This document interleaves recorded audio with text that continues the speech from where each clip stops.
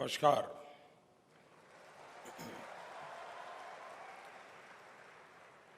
महाराष्ट्र के गवर्नर श्री भगत सिंह कोश्यारी जी, श्रीमान देवेंद्र फडणवीस जी,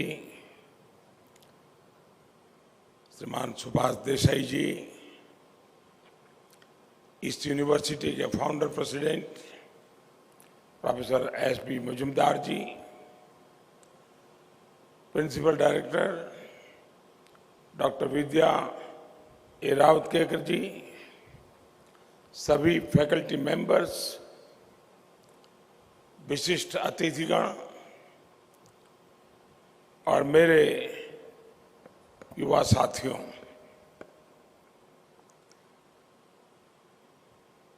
आज आप सरस्वती का धाम वैसी एक तपोभूमि का, जिसकी गोल्डन वैल्यूज है और गोल्डन हिस्ट्री है, इसके साथ साथ एक इंस्टीट्यूशन के रूप में सिम्बायोसिस अपनी गोल्डन जुबिली के मुकाम तक पहुंचा है। एक संस्थान की इस यात्रा में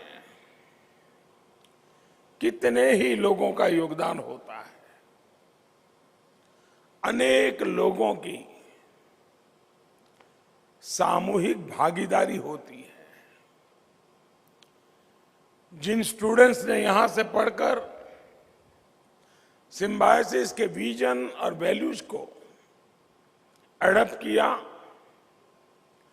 अपनी सक्सेस से सिम्बायोसिस को पहचान दी, उन सब का भी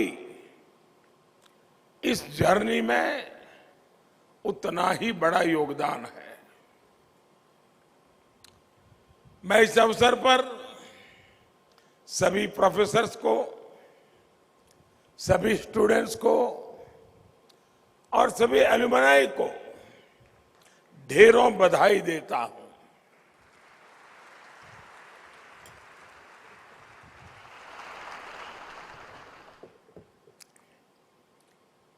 मुझे इसी गोल्डन मोमेंट पर आरोग्य धाम कॉम्प्लेक्स के लोकार्पण का अवसर भी मिला है। मैं इस नई शुरुआत के लिए पूरी सिम्बायोसिस फैमिली को अनेक अनेक शुभकामनाएं देता हूं। मेरे युवा साथियों, आप एक ऐसे इंस्टीट्यूट का हिस्सा है जो वसुधैव कुटुंबकम के भारत के मूल विचार पर निर्मित है।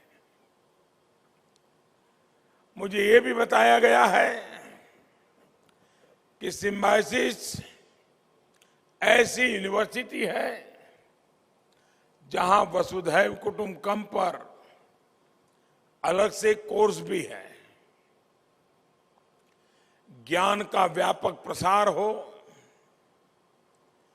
ज्ञान पूरे विश्व को एक परिवार के रूप में जोड़ने का माध्यम बने, यह हमारी परंपरा है, यह हमारी संस्कृति है, यह हमारे संस्कार है।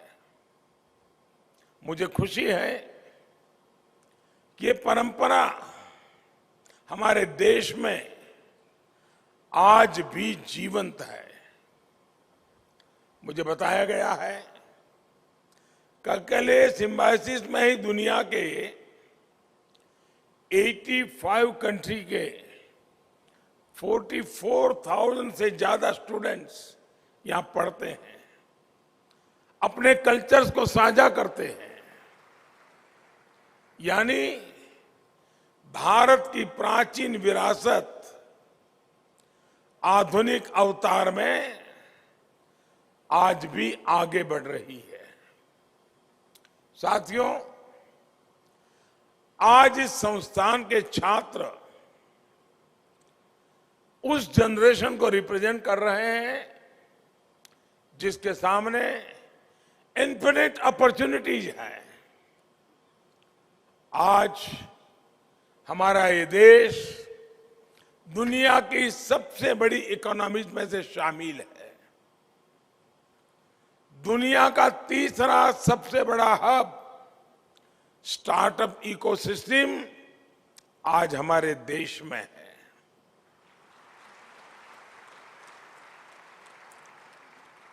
Startup India, stand up India, make in India और आत्मनिर्भर भारत जैसे मिशन आपके एस्पिरेशंस को रिप्रेजेंट कर रहे हैं। आज का इंडिया इनोवेट कर रहा है, इंप्रूव कर रहा है और पूरी दुनिया को इन्फ्लुएंस भी कर रहा है।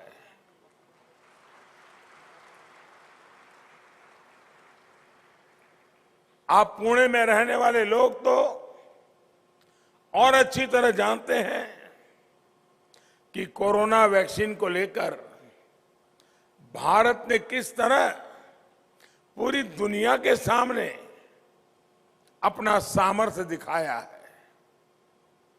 अभी आप लोग यूक्रेन संकट के समय भी देख रहे हैं कि कैसे ऑपरेशन गंगा चलाकर भारत अपने नागरिकों को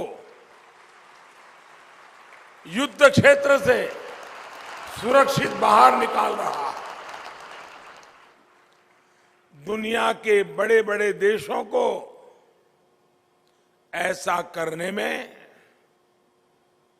कई मुसीबतें झेलनी पड़ रही हैं, लेकिन ये भारत का बढ़ता हुआ प्रभाव है कि हम हजारों छात्रों को वहां से अपने वतन वापस ला चुके हैं। साथियों, आपकी जनरेशन एक तरह से खुश नसीब है कि उसे पहले वाली डिफेंसिव और डिपेंडेंट साइकोलॉजी का नुकसान नहीं उठाना पड़ा। लेकिन देश में अगर ये बदलाव आया है तो इसका सबसे पहला क्रेडिट भी आप सभी को जाता है, हमारे युवा को जाता है, हमारे यूथ को जाता है। अब आप देखिए, उदाहरण के तौर पर जिन सेक्टर्स में देश पहले अपने पैरों पर आगे बढ़ने के बारे में सोचता भी नहीं था, उन सेक्टर्स में अब हिंदुस्तान ग्लोबल लीडर बनने की राह पर है।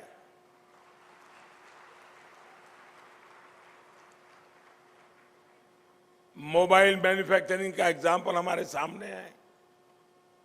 कुछ साल पहले तक हमारे लिए मोबाइल मैन्युफैक्चरिंग और ऐसे ही न जाने कितने इलेक्ट्रॉनिक्स का एक ही मतलब था, इंपोर्ट करो, दुनिया में चच्चे हैं कहीं से ले आओ।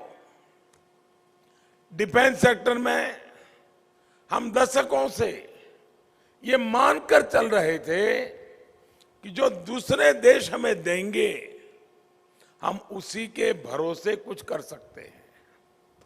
लेकिन आज स्थिति भी बदली है, परिस्थिति भी बदले हुए है।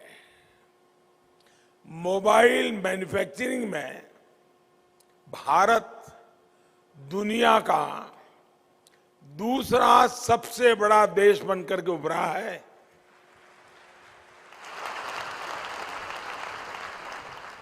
सात साल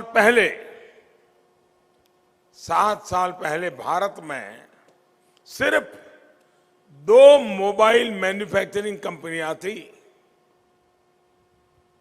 आज 200 से ज्यादा मैन्युफैक्चरिंग यूनिट्स इस काम में जुटी है।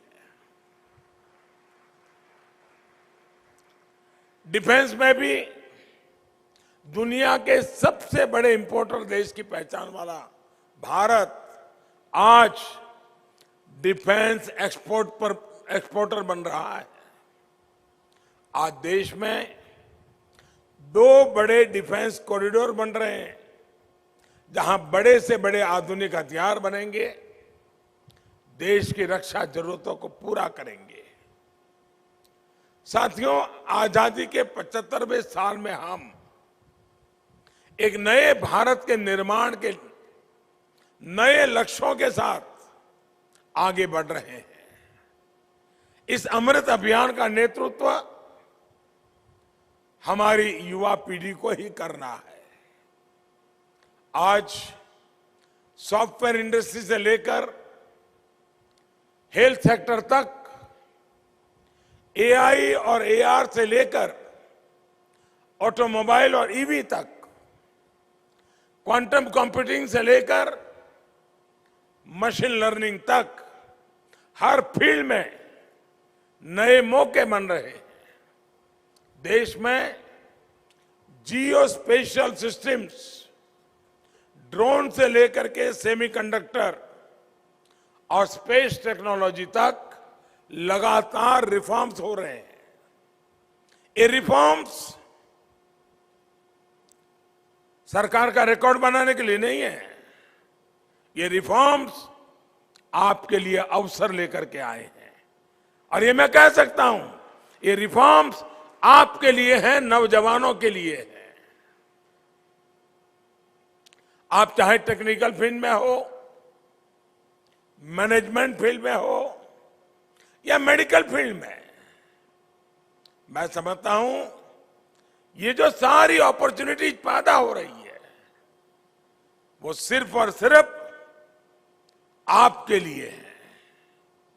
आज देश में जो सरकार है, वो देश के युवाओं के सामर्थ्य पर,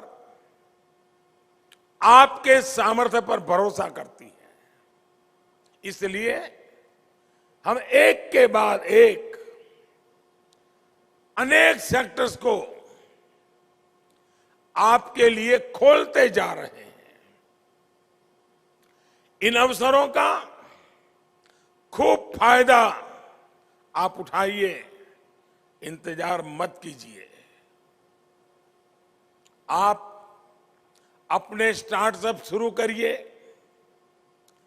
देश की जो चुनौतियां हैं, जो लोकल समस्याएं हैं, उनके समाधान यूनिवर्सिटीज से निकलने चाहिए, नौजवानों के दिमाग से निकलने चाहिए।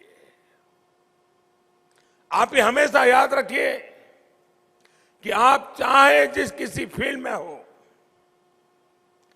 जिस तरह आप अपने कैरियर के लिए गोल सेट करते हैं, उसी तरह आपके कुछ गोल्स देश के लिए भी होने चाहिए।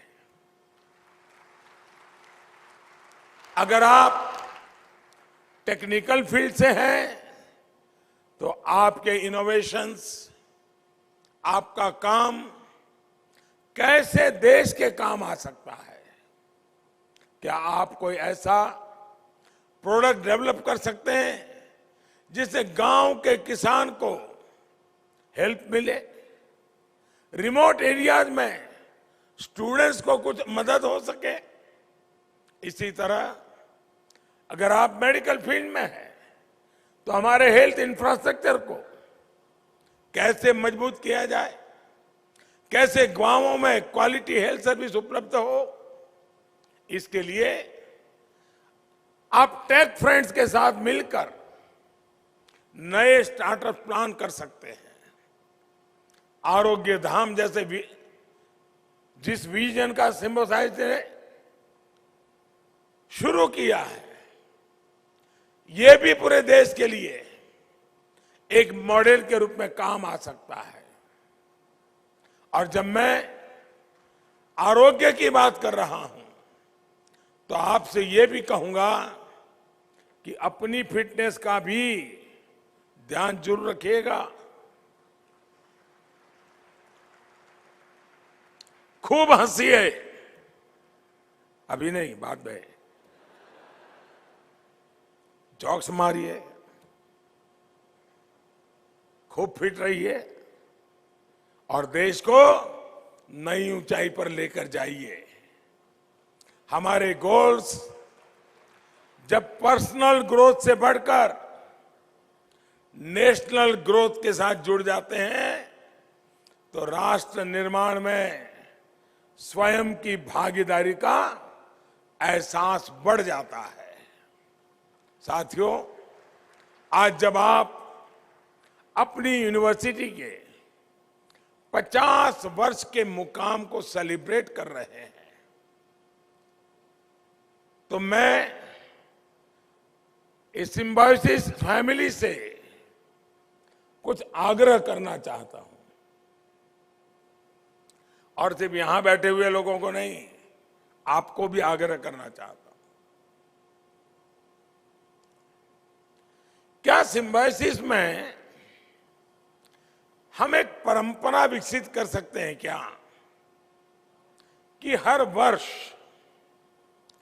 किसी एक थीम के लिए डेडिकेट किया जाए और यहां जो भी लोग हैं किसी भी फील्ड में होंगे वे एक साल अपने बाकी कामों के उपरांत इस एक थीम के लिए उनका कोई न कोई डेडिकेशन, योगदान, भागीदारी, इनिशिएटिव होना चाहिए। अभी से मानो तय करें कि जब गोल्डन जुबिली बना रहे हैं तो नेक्स्ट 5 ईयर, 5 साल 2022 का थीम कौन सा होगा, 2023 का थीम कौन सा होगा, 2027 का थीम कौन सा होगा, क्या अभी से हम तय कर सकते हैं? और जैसे एक थीम मैं बताता हूं, जरूरी नहीं कि इसी थीम पे चलना चाहिए, आपकी अपनी योजना से बनाइए। लेकिन हम मान लीजिए, सोच लीजिए कि भाई ग्लोबल वार्मिंग ये विषय ले लिया, 2022 पूरा ये हमारा परिवार ग्लोबल वार्मिंग के हर पहलू उसी का अध्ययन करे, उसी पर रिसर्च करे, उसी पर सेमिनार करे, उसी पर कार्टून बनाए, उसी पर कथाएं लिखे, उसी पर कविताएं लिखे, उसी पर कुछ इक्विपमेंट मैन्युफैक्चर करें। यानी बाकी सब करते करते एक अतिरिक्त काम, एक थीम ले ले, लोगों को भी जागरूक करें। उसी प्रकार से जो हमारे कोस्टल एरियाज है या फिर समुद्र पर क्लाइमेट चेंज के प्रभाव पर भी हम लोग काम कर सकते हैं। ऐसे ही एक थीम हो सकती है कि हमारे बॉर्डर एरियाज के विकास के लिए, जो हमारे आखिरी गांव है, जो हमारी सीमा की सुरक्षा में सेना के साथ कंधे से कंधा मिला करके जी जान से जुटे रहते हैं, एक प्रकार से पीढ़ी दर पीढ़ी वो हमारे देश के रक्षक हैं। क्या हम यूनिवर्सिटी के द्वारा हमारे परिवार में हमारे बॉर्डर डेवलपमेंट का प्लान क्या हो सकता है? इसके लिए यूनिवर्सिटी के स्टूडेंट्स उस इलाके का टूर करें, वहां के लोगों की दिक्कतें समझे, फिर यहां आकर के बैठ करके चर्चा करें, समाधान खोज के निकाले। आपकी यूनिवर्सिटी एक भारत श्रेष्ठ भारत की भावना को मजबूत करने के लिए वसुधैव कुटुंबकम भी, उस सपना भी साकार तब होता है जब एक भारत श्रेष्ठ भारत का सपना साकार होता है।